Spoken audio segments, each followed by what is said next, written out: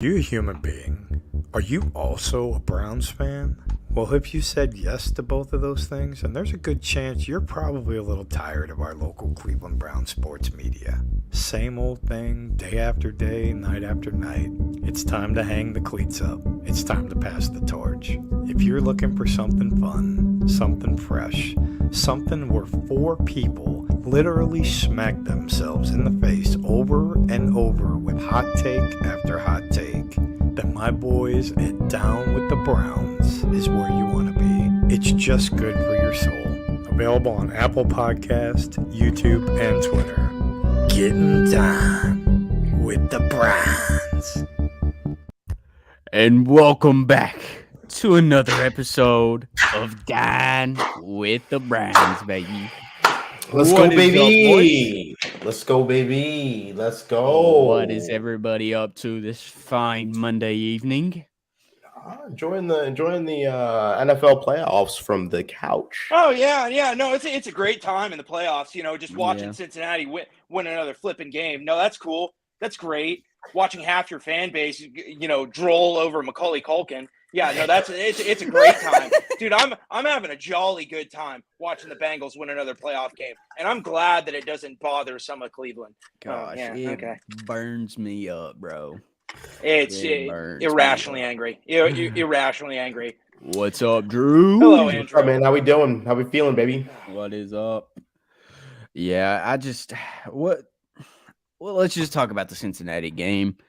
What were your guys' just like thoughts over the Bills and Bengals game? Go ahead. You can go, Matt. You can go first, Matt. Go ahead. So I mean, it's really simple. The Superman magic ran out for Josh Allen. Every single NFL offense should look at the Bills' game plan last game and learn from it because it's a damn shame that all season Buffalo has asked Josh Allen to single-handedly carry the offense. Gabe Davis is not a reliable wide receiver 2 target. They can't get the running game going outside of quarterback sweeps. And it's just like at some point, somebody else on that offense has to take over. And, all they had to do was just blanket Diggs, and it was over. And what really kind of made me mad about this game is that this was a snow game, right? It was getting at times almost impossible to throw the ball, and it's it's one of those one of those crazy weather games. And Cincinnati did the sensible thing and ran the football. It was like what was the old black and white sci-fi TV show? The Twilight Zone. It was like a Twilight Zone episode. Because it was almost like the exact kind of thing that we saw when the Browns were playing the Saints, and they decided to throw the entire game. Now you have Cincinnati, who's establishing the run in the first half, and that's why they looked unstoppable, because they're getting 6 yards of carry. So when they're doing play action, they have to keep two safeties out there because of Jamar Chase. So it's just Buffalo didn't have an answer for them whatsoever, and that might have been Josh Allen's hardest game of his career. Absolutely. Because none of his team really helped him that game. Yeah. And he was asked to just do so much. Right. Yeah, for sure. Go ahead. Oh, go. No, you can go. You can go first. You can go ahead, Manny. I know you're a Bengals fan. I appreciate and I love what the Cincinnati Bengals are doing. First and foremost, as you can see by my name, I want Cincy's wide receivers. I wanted them for a very long time. I'm a big wide receiver advocate. I am 8-2. I do have the best record right now down with the Browns, predicting playoff scores. 7-3. I want to say this in all seriousness, and I know this is a Cleveland Browns show and things like that, but Cincinnati is tired of the talk. You can see it in the players. You can see it on social media. You can see it in their fan base. They are tired of everyone moving the goalposts on them all season. That's why I said Cincinnati will be going to the Super Bowl. They will. And the reason I'm saying that is because everyone said it was the Chiefs. Well, now they're 3-0 versus the Chiefs and Patrick Mahomes in the past since like 28, since the playoffs of 2019, and you're looking at the Bills game got moved. The DeMar Hamlin situation. Glad he got better, but they gave out chains with the number 3 to Buffalo and all this other stuff. They're going to win. It's in Buffalo now. Cincinnati trounced them 27-10. It looked like a regular season game.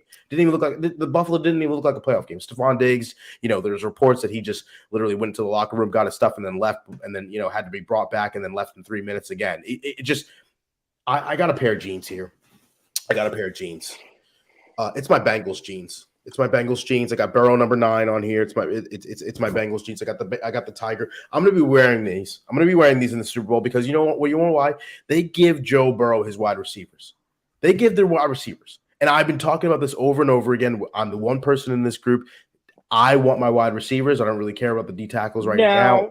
Now, to be fair, I did release an article today how the Browns need speed at the wide receiver position. You did. I did. Everybody listening, everybody and watching, they really need to look into your article from BetJack. Shout out to Mike Buffalo. Please, we're going to retweet that on the Down the Browns page. You can find it there.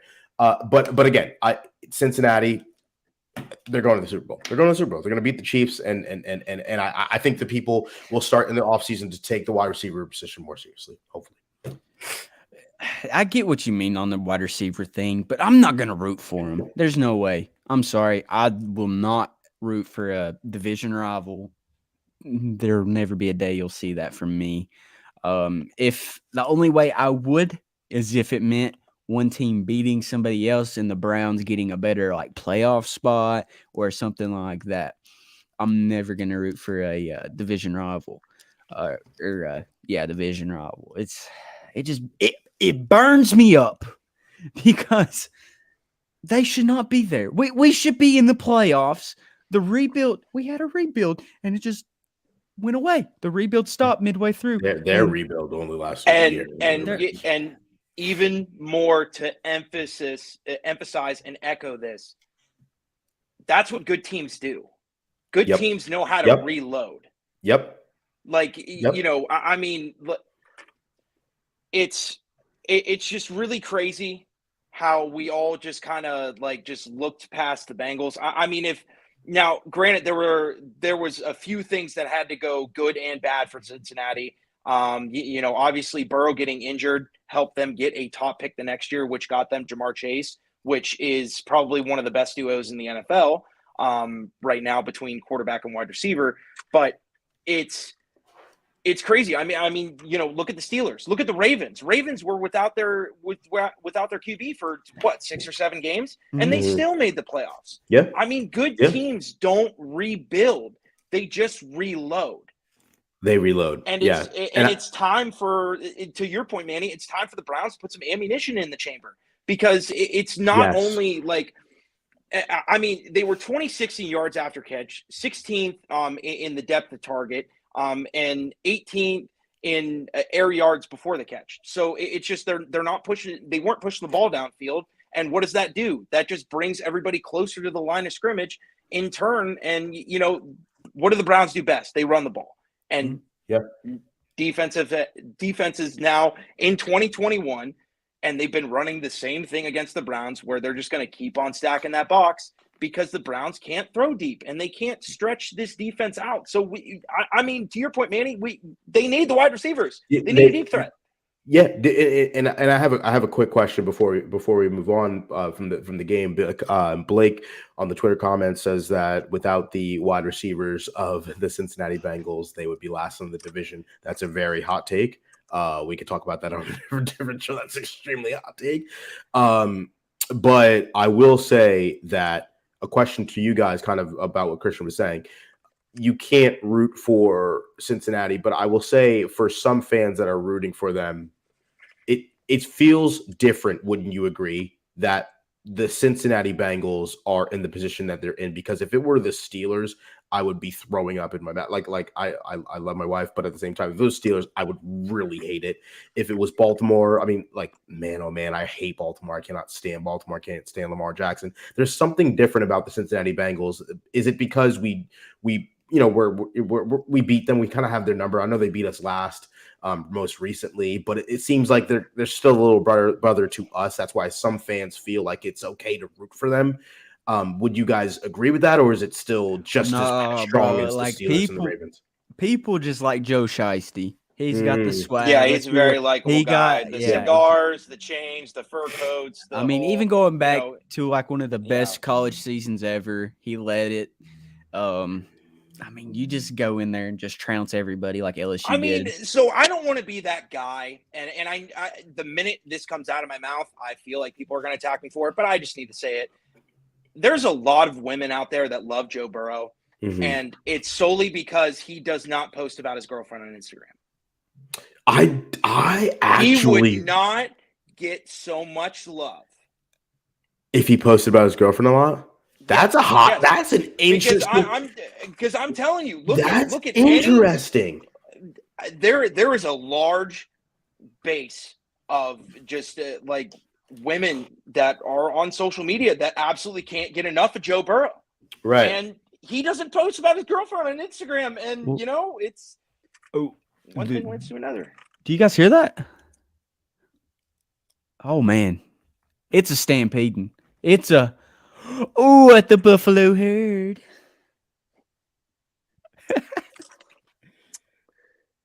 Hey, guys. Meet Bob. Bob is a Browns fan and doesn't root for AFC Division North rivals because watching the Bengals win causes him emotional pain, and he's a diehard fan. This is Mac with What the Buffalo Heard.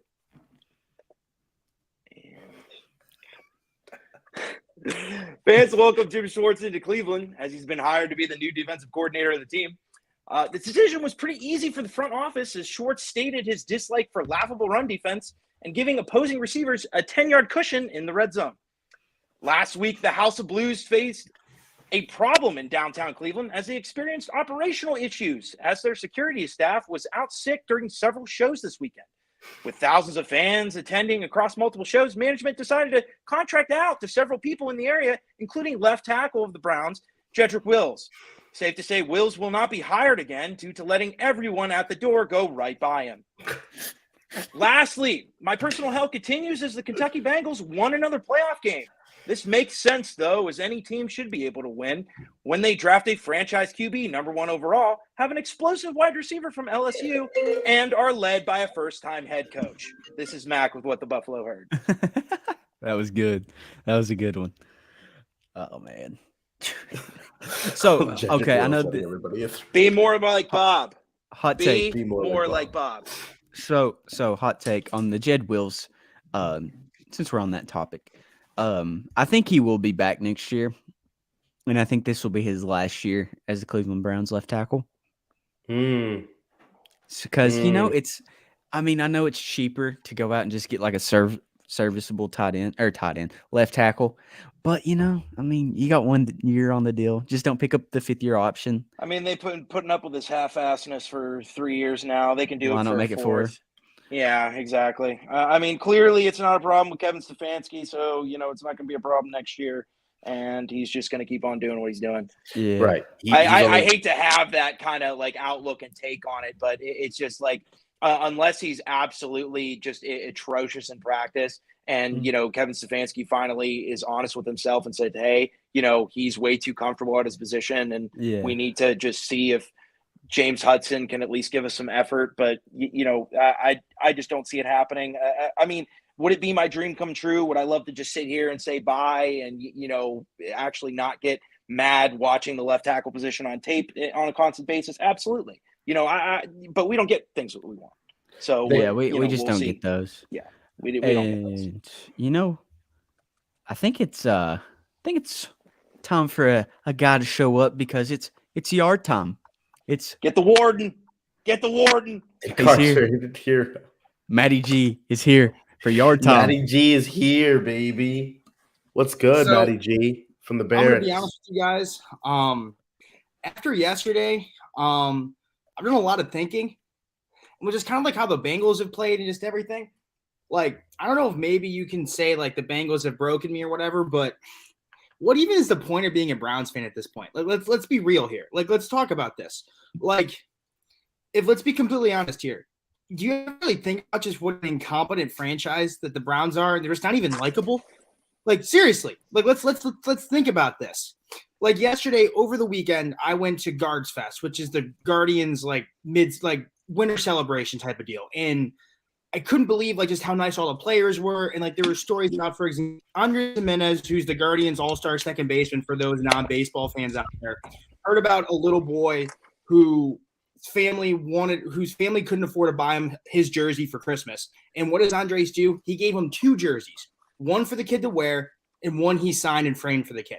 You ever heard a Browns player doing that since Joe Hayden? Ever? No. If you really think about it, this team's not likable at all. All you hear about is Greg Newsome out. First, Greg Newsome can join Zach Plesac on first-team all Barley House. That's what most of that defense is. They're not all Pro Bowlers. They're all first-team Barley House. They're not likable. There's nothing about them that's likable. Let's be honest here. Newsome is. We've seen the posts. We've seen the Greg Newsome posts. So you're not wrong on that. No, seriously. And like if you talk about anyone, Mac, I mean, obviously people too. If you talk about anyone, those guys are always out on the town. I have video evidence that Greg Newsome was at Rumor, a bar on West 6, 45 minutes after the Chargers lost. Do you think he cares? No, he doesn't. Like it's getting to a point where it's like let's be real here. Like, what's even the point? Like, I know, like, I like sit this and say, like, yes, I renewed my season tickets today, so I really shouldn't be like, like giving like this soliloquy here. But like honestly, what's the point? Because like, look at the Bengals. Like, as much as I don't like them, the reason I don't like them is because I'm jealous of them. They have a lot of very, very likable players. Joe Burrow is who we all thought Baker was going to be. Yeah, that's who we thought Baker was going to be, and that's who the Bengals have. They're just not likable. He ain't do nothing wrong. Free my man.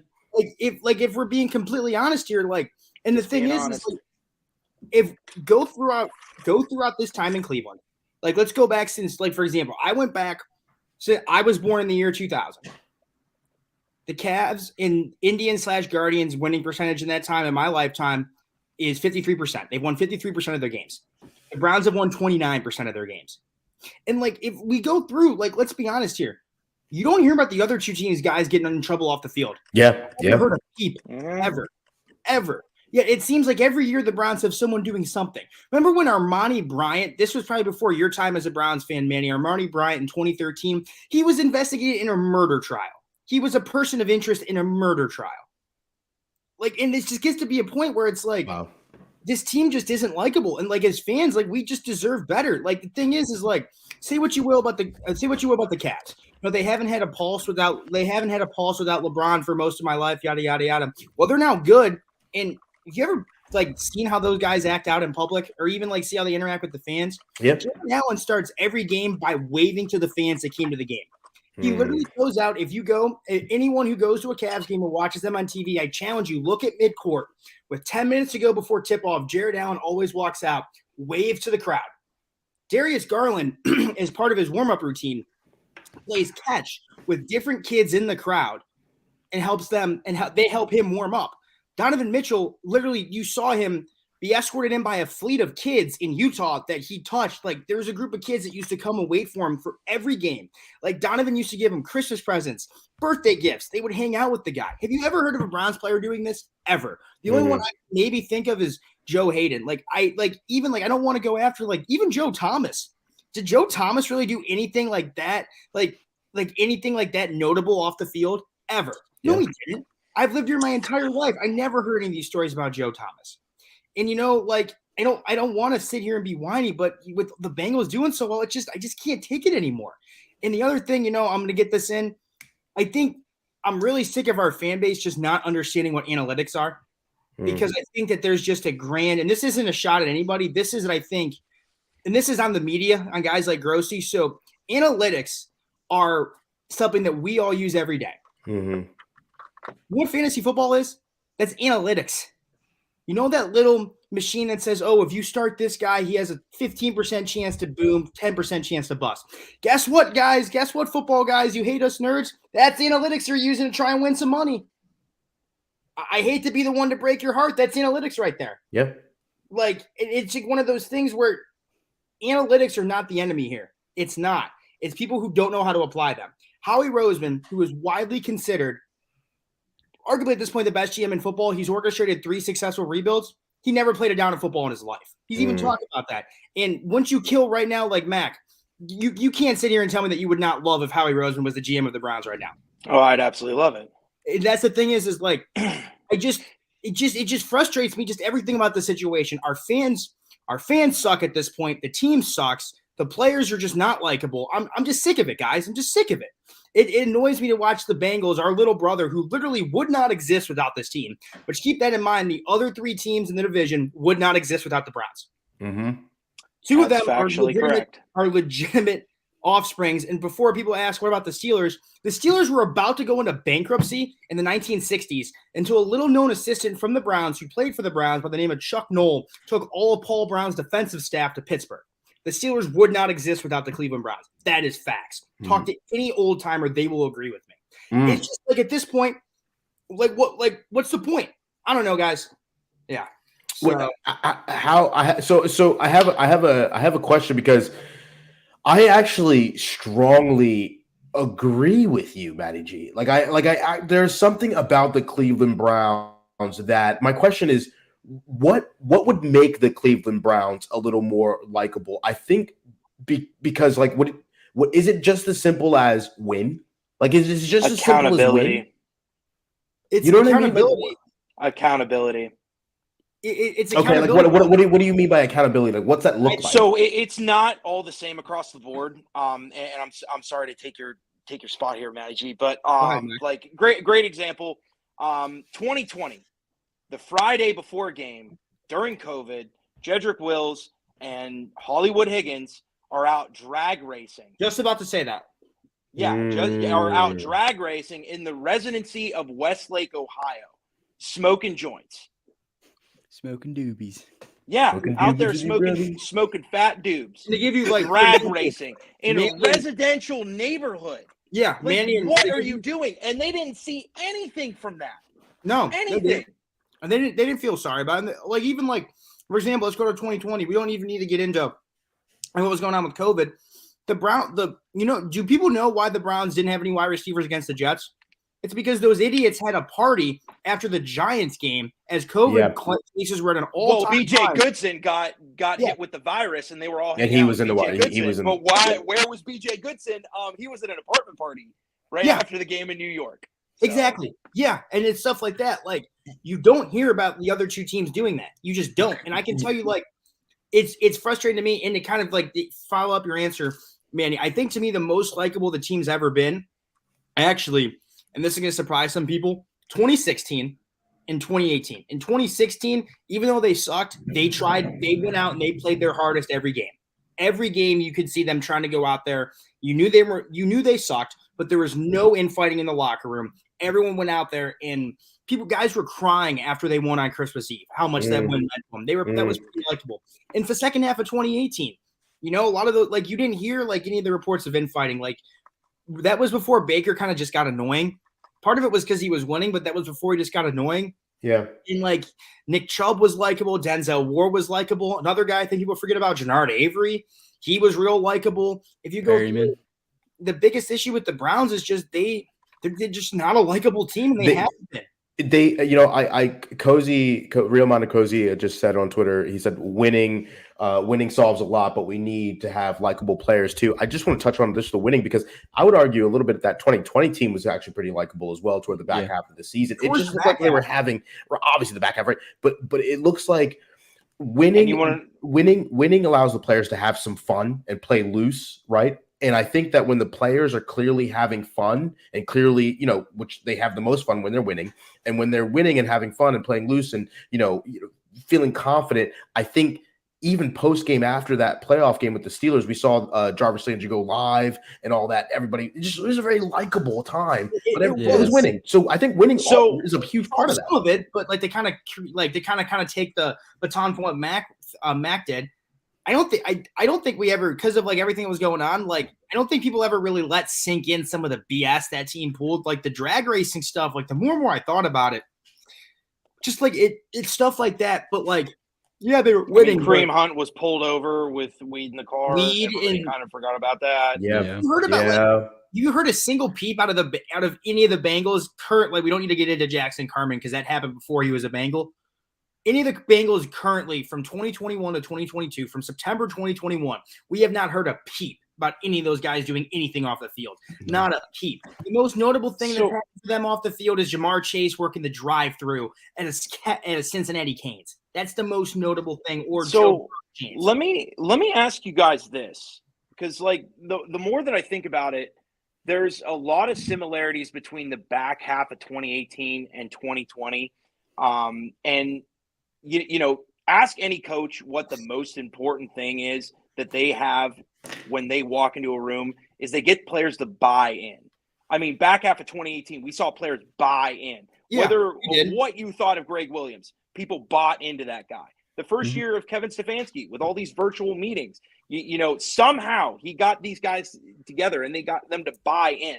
But I mean, when you're seeing like lack of effort, dysfunction, guys that are distracted once they leave the building, it doesn't sound like these guys have bought in. Now, No, they haven't. Granted, I want to know what you guys think. Like, do these guys, like, have these guys bought in to the coaching staff right now for the Browns? One, and two, if they haven't, do you think they can? I'll go first because I have to get back into the bunk. Go ahead. To answer both questions, no. Because I think, I'll be honest with you, I think that if they were going to buy into Kevin again after 2020, it would have already happened. There was no reason in 2021 for them to not buy into Kevin. He just won Coach of the Year. They won a playoff game, and they were significantly improved. If the fact that Kevin could not rally them after starting 3-1 with their starting quarterback being injured, they should have started 3. They should have been 4-1 if the refs in Los Angeles knew how to call pass interference. They would have started 4-1, and those guys still wouldn't believe in Kevin. To me, I feel like this is too far off the tracks, and this is my biggest concern heading into 2023. And obviously, you guys can carry this point from going on. We're at a point where I think we're seeing the coaching situation as if 2021 Baker was brought back into 2022. You kind of are 75% sure he's not the guy, but you're betting on the 25% that he might be. And now we're going to be left picking up the pieces because, like, and I'll leave this as my hot take for the day. If they don't make the playoffs next year, you have to rebuild. You have to blow it all up. You have to trade Watson. You have to trade Miles. You have to trade Chubb. I know who people don't want to hear that.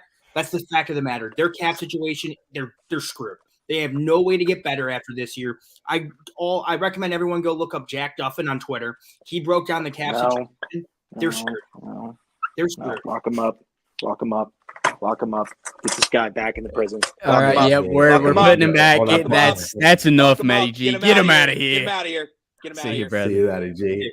See you, Matty. And to that point, yeah. Oh, my bad. Go ahead, Christian, so go ahead. to that point about buying in, I think that's why we brought in a guy like Jim Schwartz, a no-nonsense guy. I think Jeff just actually said this in the comments. Yeah, I love this. This guy is a proven defensive coordinator, something we've not had in a very long time. I would say probably since it's been a while since we've had a bona fide just defensive coordinator that can go out there and call plays. I mean, the dude, what was that one stat you tweeted the other day? 12 out of 15? What? 12 out of 15 years that he's been defensive coordinator? Oh, no. So he's had 8 seasons in the NFL where his defense has been top 5 in the league in run defense. This past year with the Titans, they were second in the franchise in average rush yards per game, which was 76.5. Like it's really crazy the resume that Jim Schwartz put together. I honestly think the reason why they just went so long interviewing everybody is because, one, they wanted to see what was going to happen with Brian Flores. And then 2, just covering all their bases and interviewing, you create an interview list, you want to see it through, right? But it's just the more and more you look at it, Jim Schwartz is the guy. And I'm not just saying this because I've been hammering Jim Schwartz the past 2 weeks, and I put an article about him, and I took my big fat victory lap, and and I'll still skip around that track, man, because that was freaking sweet. But it's a combination of how well he can put together a run defense, how disciplined and fired up he can get his guys, and then as well as Myles Garrett and rushing from the wide nine. Like it's going to be really cool to see. And question, and I don't want to and I'll let you get to this in a second, because I can imagine you're kind of getting to the same point that I am here. I don't want this to happen, because you don't want to fire your coach midseason. You fire your coach midseason, you're not making the playoffs. Sorry. Yeah. Throw that whole idea out the window. And, I more than anybody want to see the Browns win. I don't care who it's with at this point. I just want a winner. And, if they do can Stefanski in the middle of the season, I do think that Jim Schwartz can rally some guys. And at that point, that's what you have to do as a coach. No matter what you're coaching, you got to get guys to buy in, because when guys are bought in, they play better. They pay more attention in meetings. They have that full attention to detail that you need from a player. So I absolutely love this hire. So if I'm not mistaken, I might be totally wrong on this. The 49ers kind of run a similar defense, correct? Kinda?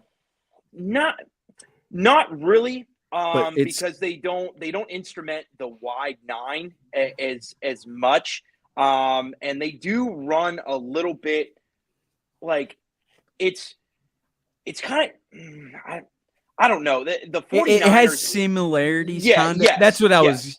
Yeah, but so I'm just so excited. I'm excited to see what Jim Schwartz does with Myles Garrett and JOK and that defense. I'm just hopped. They have, I you touched on something, Mac, that I did like, but I kind of in a way disagree with, just because for the players to buy in, I don't necessarily think it would be on Kevin Stefanski. And I said this before when I was defending him. Not one offensive player had a problem with Kevin Stefanski. The defense last season. Last year. I'm not talking about last year, because last year, guess who was under center? Trash was under center. Garbage was under center. A dumpster. I mean, Nick Chubb's glare on the sidelines on third. But here's the thing.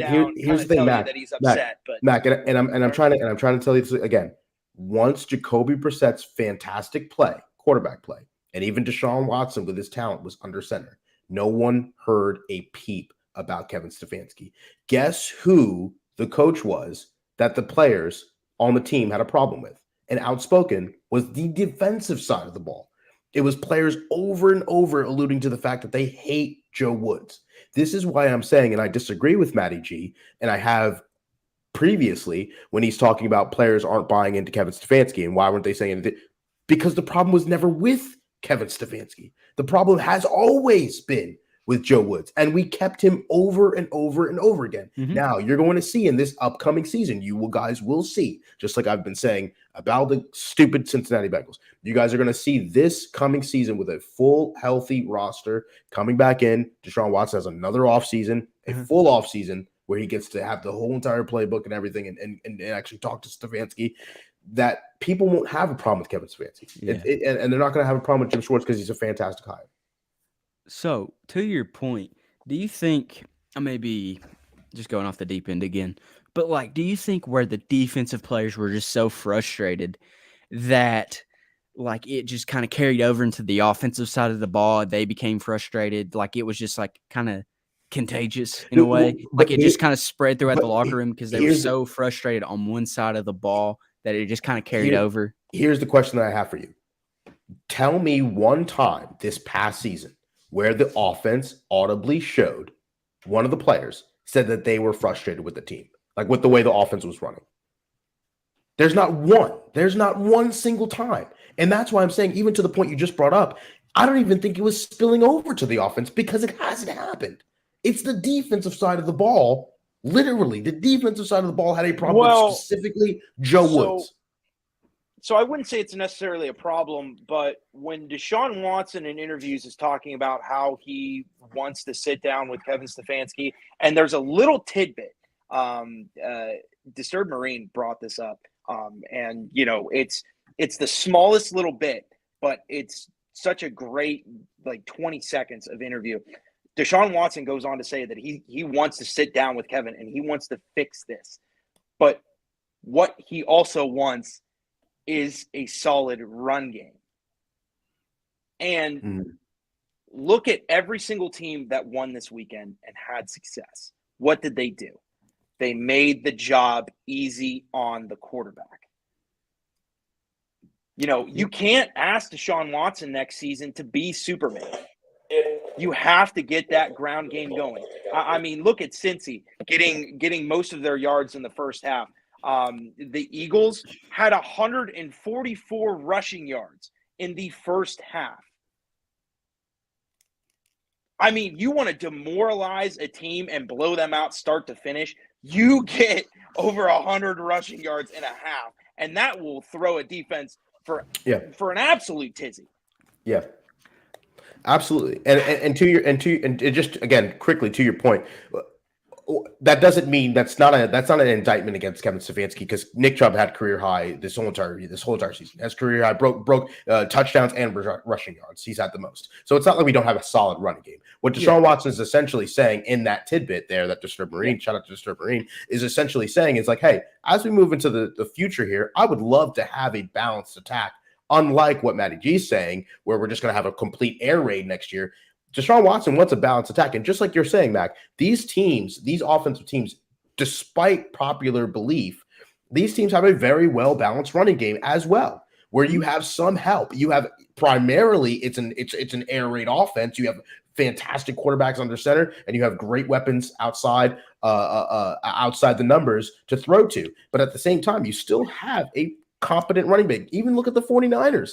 They upped the ante with Christian McCaffrey, and he's running all over the place. He's looking really good. So, and they have the extension of the run game as well, because everybody thinks running the ball as you just hand it off to your one running back. But with Deshaun Watson and some of these receivers, we don't have that explosive guy yet, but we can still run our tight end screens. I mean, look at this offense since 2020. The screens hit really like it's.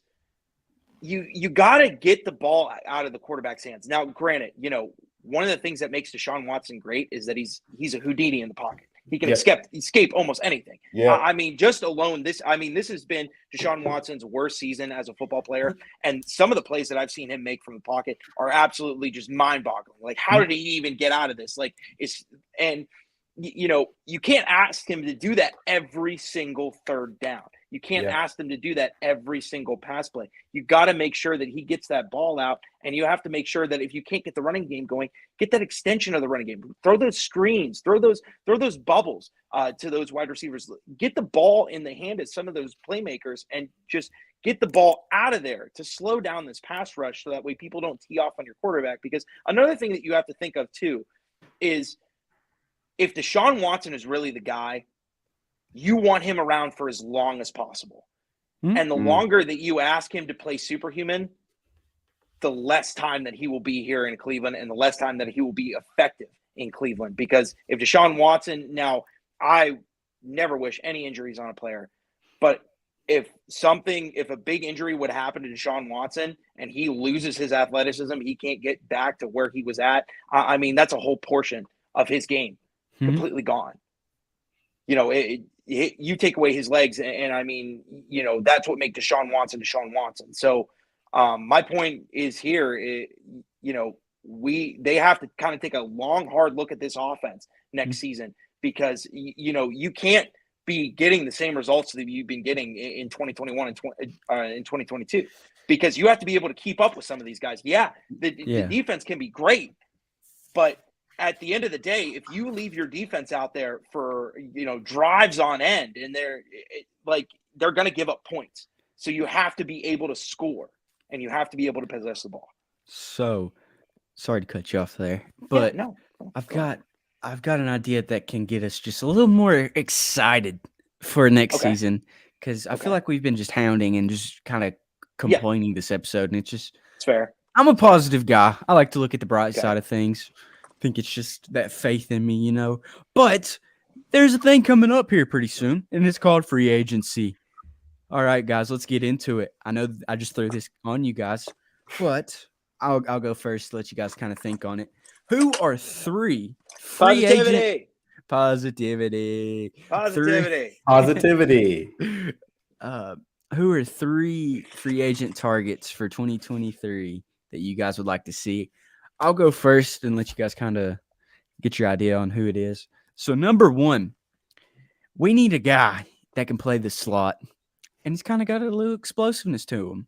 And there's a guy who a lot of Browns fans liked back in his college days at the Ohio State University, and it is none other than Paris Campbell. I think that the Browns should pick him up. I think he'd be a solid wide receiver 3.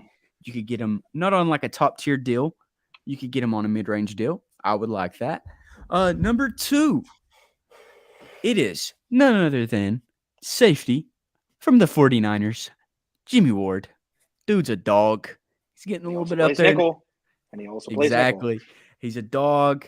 He's proven. I mean, just go watch the 49ers play. That's all I got to say. Just go look at him. Go look at him work. He's a captain on that defense. And that defense is probably the best defense in the league. Okay.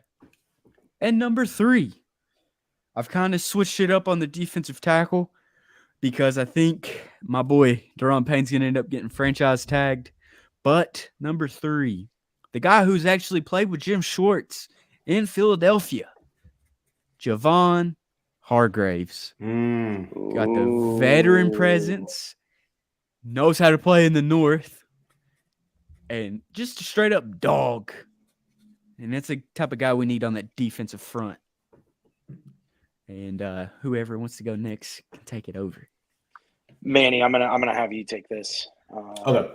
Well, So I want to talk about, first and foremost, Cozy was in the Twitter comments again talking about injuries and things like that. If it was a strength and conditioning might be an issue.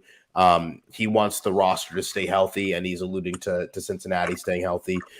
But again, injuries are going to happen, and Cincinnati, Jamar Chase was injured, Aruzier was injured, Jonah Williams was injured this year. There's a lot of injuries they had as well. But again, they're just a well-rounded football team. That's why they know how to just win, and that's what we need over here in Cleveland. But talking about the free agent targets, I am a wide receiver savant. I love my wide receivers. One of the guys that I'm talking about, Jeff literally just commented that his name below. Alan Lazard.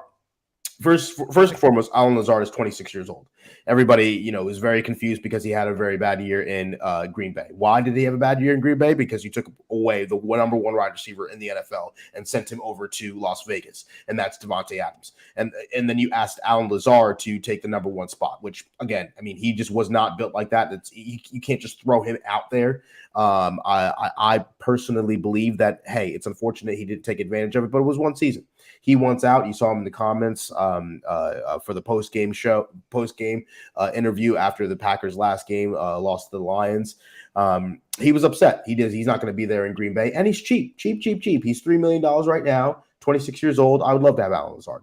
2, DJ Shark is supposed to be a free agent as well. 26 years old. I know I probably took yours, Mac. $10 million. $10 million. I mean, look.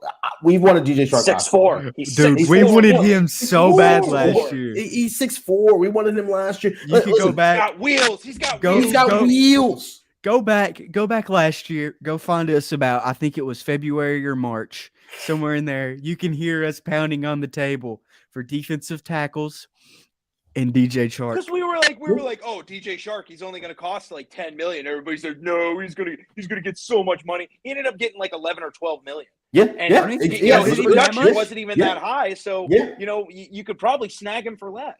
Yeah, exactly. And again, you're what you're doing is when you're bringing in these free agent wide receivers, you're saying, hey, we got Deshaun Watson with a full offseason. Come on in here. You have Amari Cooper coming back. DPJ is on the upswing. He's looking fantastic. We're not going to ask you, Alan Lazard, we're not going to ask you to be a number 1 wide receiver. We're not even probably going to ask you to be a number 2, but you're going to come in here and you're going to be a really well integrated guy where defenses have to pay attention to. Same thing with DJ Shark, big body. The third guy that I have, a lot of people want to go defensive tackle, and that's exactly what I'm going to go. There's a lot of people out there, Daron Payne, your Fletcher Cox, your Javon Hargraves, your Dalvin Tomlinson from Minnesota. I personally, a lot of people don't like big names, right? As Cleveland fans, we've been saying this season, we don't want any big names to come into this team anymore. We've seen what happened. I really, really, really like Fletcher Cox. I really do, because at least if you bring him in, he is 32 years old. He is going to be a little bit on the pricier side, $13-14 million. I kind of like bringing him in here just with some, it seems to me to have a confidence builder of a guy who's done so well in the NFL, coming in here to work on some of the defensive tackles, especially if we pick up a defensive tackle in the draft. I think he'd be a great pairing with him. And I mean, him and Schwartz did. I mean, him and Schwartz did. He coached him for right 4 there. years. They were right there. Why wouldn't Fletcher Cox want to follow? You're seeing these guys, your DJ Readers, your Cam Haywards, your Calais Campbell's over there in Baltimore. There is some veterans on the defensive interior that people just gravitate to, people listen to. And I think bringing in a guy like Fletcher Cox will kind of level out the playing field for us on that kind of level. Just that we have a veteran in the middle of the interior. So I like Fletcher Cox. I really do. He's going to be more expensive, but maybe he'll take a discount to play with Schwartz. Agreed. So, when looking at this free agency class, it's really interesting because I mean the biggest needs flat out are just defensive end, defensive tackle, and wide receiver. I'll start with an easy one. Defensive end. There's a name here that not a lot of people talk about because you really got to kind of dig in here and dig into the tape. And that's Zach Allen. He's 6'4", 280, so he's a big body, and you need a guy on the other end. Because here's what offenses were doing this year.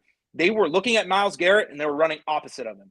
And why? Because they knew that when Jadeveon Clowney wasn't on the field, that was the weak point of the defense. So they need that big body. And Zach Allen had a 67 run grade on PFF, pretty good. And you kind of look at it and you go, oh, well, he only had 6 sacks this year. Look at the pressures, 35 pressures as a defensive end. Wow. That's pretty good. Wow. And, you want a guy that can get after the quarterback. Another guy that I kind of like here, Marcus Davenport. He only had one sack this year, but I mean, that's because you're playing next to Cameron Jordan. Yep. And even if you get in the backfield, he's going to get there before you. 34 total pressures, and he had a run defense greater than Dalvin Tomlinson, and that's a dude on a lot of guys' radar right now. I'm telling you, Marcus Davenport, he's a baller.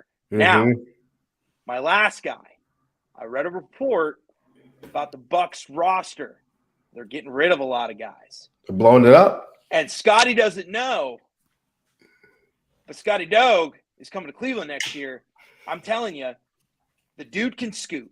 He's a track athlete, and he can catch, man. Star. And he's proven it in big games that he can be that flyer on offense. She's a runner. She's a track star. Scotty doesn't know. Scotty boy. But you're going to be in Cleveland next year, buddy. I'll take our Cleveland Brown. I'll take Scotty. I'll take Scott. I really want the Cleveland Browns to understand that they're not far away. They're not far off. I know it looks crazy, and I know that the season barely is even over. But if you get one more wide receiver, you kind of maybe get a backup. You got to figure out what you're going to do with Ethan Posick and Nick Harris at center, which a lot of people are like, oh, let's give it back to Nick Harris. And I'm like, I might have been wrong on this. No, you do not give it back to Nick Harris. Yeah, you don't. Ethan Posick is the man. I want to quickly, say that Nick Harris on his first play got bent back. I mean, I wouldn't. He's a smaller center. That was one of our main concerns. He was eating protein shakes all offseason. We saw it on the documentary Building the Browns. Mm-hmm. Ethan Posick coming in here from Seattle and just having one of the best seasons, I think, personally, of his life. Rated, what was he, second or first at one point? The best rated center of PFF wise in the NFL. Before he went down, it was the number 4. Exactly. In the NFL. Yeah. Exactly. So will another team offer him money? Who knows? But I would love to see Ethan Posick back. Yeah. Oh, and going back to your Fletcher Cox pick, I did a little Yep. digging on PFF. Yep. So Jim Schwartz took over as defensive coordinator in 2016. So he had his average, in 2016, 84.7. In 17, it was a 90.5. In 18, 92.5. 19, 84.5. In 20, 74.1. And I mean, that averages up to about what I'd say about 84, 85. And he's going to be playing opposite of the best defensive end that he's ever played with. And you know, I bet, I really hope that Miles is in on these pitches with these free agent signings. Yes, because sure. Yes. I would bet every single cent that I own that Myles Garrett looks at TJ Watt's career and thinks to himself, what if I just had a Cam Hayward next to me? What if I had an Alex Highsmith? What if I just had another dude with me? Because it's just like he's the most double team guy in the NFL, and he's still top 5 in sacks. Like they got to get the guy help. When you can have 16.5 sacks with that defensive line, I think that says something about you. Imagine. Let's just say the Browns somehow come up with some just like magical cap, and like they get 2 like just stud defensive tackles. Let's say they do get Fletcher Cox and like a Javon Hargraves, or like a Deron Payne and Javon Hargraves, or somehow pull off a DeForest Buckner and get another just stud defensive tackle. I'd say 20 plus sacks. He's getting a one-on-one You think he's matchup, breaking the man. record? You think he's breaking the record? Maybe, I don't know, but I would say he'd get right at 20. I think 19 to 20. I think 20. I think 20 is very, very probable. The only thing I would say for 20 is to get 20 plus sacks, you also need your corners to play well as well. I think that goes a little bit under the radar. Yes. I think to be able to hold up those quick passes. I'm looking at TJ Watts when he tied the a sack record. Or did he get it? I'm not sure. I'm pretty sure he tied it. Michael Strahan. But you're looking at those corners over on that side of Pittsburgh. I mean, and Minka Fitzpatrick's still doing his thing as well. It helps out with some of that pressure. It just gives you more time to win your battle one-on-one. So definitely you're going to need a defensive tackle for some help. But I think I do. Like Greg Newsome doesn't want to play the slot anymore. So it's like you're going to need to have your corners healthy and helping you out. That's going to get you that 20 plus sacks for sure. For sure. Yep. And just to transition here into the next round of the playoffs. We've got the conference championships. We've got the 49ers and the Philadelphia Eagles and they are the two facing off, and the Chiefs versus the Bengals. So, we'll let the Bengals fan of the group go first on the Bengals versus Chiefs. Trader. Oh, you want to do? Let's do NFC. Let's do NFC first. You want to do NFC? Okay, yeah, we'll do the NFC first. Okay. But do you want me to still go first on that? Or yeah, go ahead. All right. So I first and foremost, I'm in the Philly area, and they're very pumped up over here in Philadelphia. The Eagles are going to the Super Bowl. This team is so well-rounded. They are the third in NFL history in sacks in a single season with 70. All the players on their defensive line has 10 plus sacks on the season. It is insane. It is crazy the way they're able to create pressure with just 4 guys. Jim Schwartz was talking about that in his presser when he was hired by the Cleveland Browns to be defensive coordinator. The Philadelphia Eagles, and the crazy part is they have a rotation too. You take one guy out, you put Ndamukong Suh in. It's like Ndamukong Suh wasn't supposed to be their starter, but it was kind of like a placeholder so that, hey, you're a guy who knows if we can put you in for 10% of the snaps on defense, you can do your thing. And Darius Slay in the corner in the secondary, the Philadelphia Eagles are so. Yeah, exactly. The Eagles are so well-rounded that Brock Purdy's time is up. It is officially up, and you're going to Philadelphia. The Lincoln Financial Field was so loud with the New York Giants. I think being able to have an NFC Championship game back here in Philadelphia in front of their home crowd. The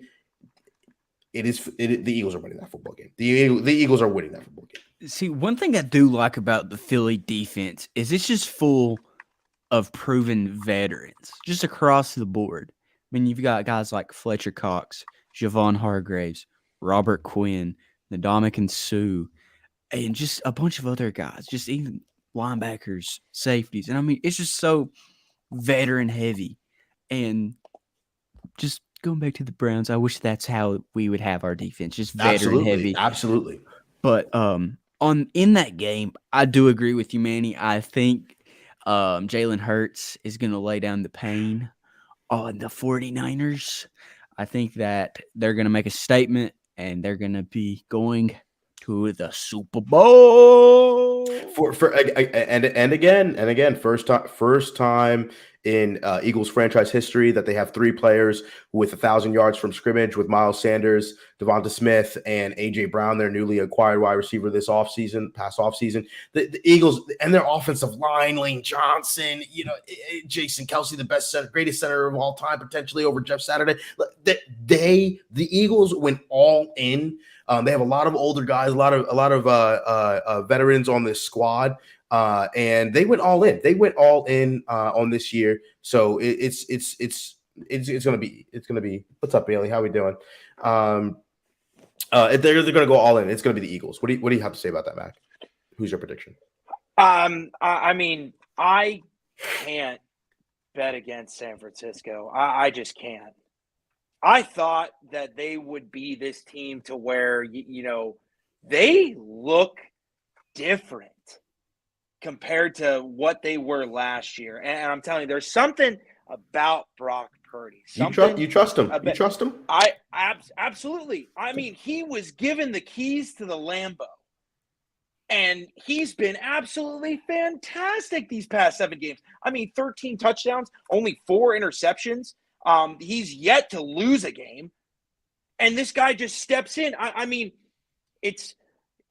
I almost just sound delusional thinking about it, but it's just, to me, this seems like the next Tom Brady, the Mr. Irrelevant, the guy that when he was called out on stage, they gave him the infamous nickname because they thought that he wouldn't pan out just like every single other Mr. Irrelevant. I mean, at that point, I get it. Guess it's, you're the last player in the draft. They got to call you something, but to give you that kind of phony reward and that absolute just insult of a nickname, and the fact that he comes out here, and they were talking about it on the broadcast yesterday. G-Reg from the 7th floor, Greg Olson, and honest to God, I'm really hoping that somebody else gets that reference. But Greg Olson was talking about how Brock Purdy doesn't view this as a placeholder. He views himself as a franchise quarterback, and that moxie, that confidence that he exudes shows up on tape because he's not afraid to put the ball, where he wants. And even though, now granted, I sat here and talked about every single team that won, established a run game, and there was times where San Francisco, they just couldn't run the ball. I mean, they were trying their best with McCaffrey. Now they get a lot of good carries out of Elijah Mitchell, but they needed Brock Purdy to step up, and the throws that he was making. I mean, he put that tight end seam right on the money, only where George Kittle could catch that, and it's crazy to see him. And then on the other side, their defense. I mean, they have 12 different guys that have registered a sack this year. And I mean, it's Nick Bosa and the boys. And, the big thing that, because, everybody looks at Philly and they go, oh, Jalen Hurts, he's got a killer arm. And, A.J. Brown, he's one of the best wide receivers in the NFL. And Devonta Smith is a legit wide receiver too. That's all great. But what makes Philly's offense go? And that's the run game. And Philly is about to face one of the meanest defenses that they've seen all year. I mean, you have guys that are rookies, that are young guys, that rotational pieces that are getting 3 and 4 sacks this year. I mean, Drake Jackson, who is basically a borderline first round pick. He's not even like one of the best. He's a contributor, solid contributor, but he's not even one of the best guys on the team. Fred Warner and Greenlaw are the best linebacker tandem in the NFL. I just, to me, looking at it on all facets, and I know we just sat here and just said, and I mean, I kind of do agree with you. Philly has a well-rounded roster, but it's just this 49ers defense, man, they don't feel limited. They don't feel handicapped anymore. I mean, they've been looking for that quarterback, and I think they found him. Brock Purdy's luck is running out. It runs out. It runs out. Go ahead. Actually, I'm going to change my pick because I forgot about this. I saw a TikTok earlier, and it was Brock Purdy talking. He was talking about his Lord and Savior, Jesus Christ, and he's got the favor of the Lord on his side. I'm taking the Niners by 50. Let's go, dude. Listen. So is Brian Dawkins. Brian Dawkins is a but he ain't out there on the field. He will be on the sideline, but he might be. He won't be padded. He won't be suited up. But listen. But here's the thing. Brock Purdy, and I've told you. That's fine. I told you already about the Bengals. I'm telling you about the Eagles. You do not go into Philly with this roster and think you're showing up with Mr. Irrelevant. He's been a fantastic story. He's been a great story. The difference between him and Tom Brady is Tom Brady had a full offseason knowing he was going to be the starter in 2001 for the New England Patriots and win 11-5. I see you point to the Jesus piece, but I'm trying to teach you. I'm trying to tell you the truth because when it happens on Sunday, when it happens on Sunday when 3 o'clock and the game starts, and then all of a sudden things get crazy. I just want you guys in the chat and in the text messages to realize that Brock Purdy's time is up, and I was right. Brock Purdy, it was a great story. It was a great story. But he's not doing that. He's not doing that it was great when he was at home, in San Fran. Shout out to Jeff. It was great when he was at home in San Fran, and then you're playing in front of your home crowd. You have not played in front of a crowd like Philly. I'm telling you, Manny, Maxwell, listen, I'm telling you, this boy is going to go out there and he's going to throw it. I can't believe I forgot about that TikTok. Listen, I'm telling you right now, Atheists are going to have a field day because I'm telling you, man, he's going to walk in there fired up. The Eagles. All right, let's move on. Let's move on to an AFC preview. Here. Just need some sweet tea. Let's go the Bengals at the Kansas City Chiefs. I want to hear some predictions from you guys. What do you guys think about this game? Bengals are at the Kansas City Chiefs at 6:30. This is going to be a pretty big game as well because Patrick Mahomes does have that high ankle sprain. Had some x-rays looked at it during the week, and he might be not as mobile as he usually is. But Christian, what do you think about this game for the Bengals and Chiefs? So, high ankle sprain, no ankle. It don't matter. Patty Mahomes putting up 5 tutties. I'm calling it. Them boys going to be ready because you know why? Because the narrative is out. You know how the narrative was the Bengals can't beat the Browns. The Bengals can't beat the Browns. And then what happened? They beat the Browns.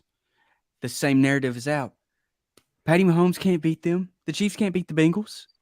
Why not do it on one of the biggest stages in the NFL, in the AFC Conference Championship game? Patty Mahomes, Travis Kelce, and all them boys on defense. They're going to be ready.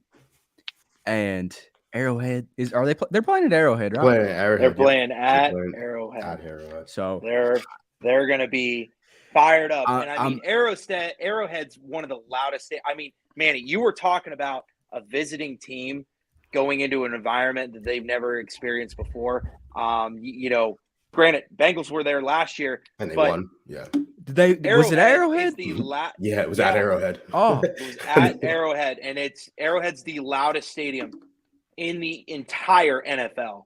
And the nice thing, I mean, what gives me hope about the Kansas City Chiefs on Sunday is watching. Now, granted, I got straight up war flashbacks watching Chad Henne roll out and complete PTSD. passes and run an offense. Yeah.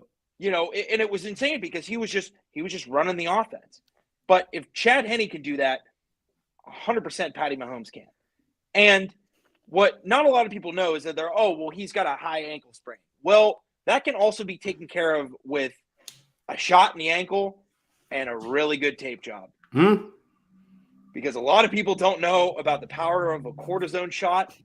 But, man, those medical staffs love to give those out, and he will be just fine. I can attest to seeing a quarterback, get a cortisone shot in a locker room. I saw it. Kentucky versus Mississippi State. Will Levis. It's like 3-3. Nobody's getting offense going. Will Levis goes down. His shoulder's like up in his forehead somewhere now. And he comes running back out. Dude just starts balling, just dotting everybody up. I think honestly, they probably need to stop doing that because I think it enhances their play.